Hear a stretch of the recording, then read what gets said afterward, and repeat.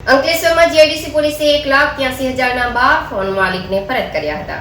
GIDC પોલીસે વર્ષ 2025માં અત્યાર સુધીમાં ₹6,43,000ની કિંમતના 39 મોબાઈલ માલિકને પરત કર્યા છે।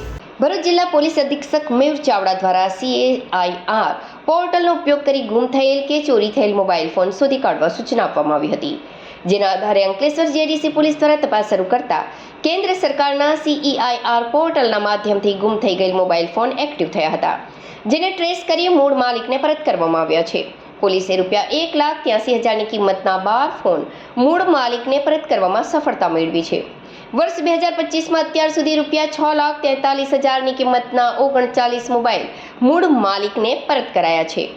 મોબાઈલ ગુમ થવાના બનાવમાં શું કરવું તેની માહિતી આપતા પોલીસે જણાવ્યું હતું કે ગૂગલ પરથી www.ceir.gov.in પર ચોરી થયેલા મોબાઈલની માહિતી આપવાથી તમને એક ID મળશે, જેના આધારે ગુમ મોબાઈલનો ટ્રેસ ચેક કરી મોબાઈલ ગુમ થવાના બનાવમાં શું કરવું તેની માહિતી આપતા પોલીસે જણાવ્યું હતું કે ગૂગલ પરથી www.ceir.gov.in પર ચોરી થયેલ મોબાઈલની માહિતી આપવાથી તમને એક ID મળશે, જેના આધારે ગુમ મોબાઈલનું સ્ટેટસ ચેક કરી બ્લોક પણ કરાવી શકાશે।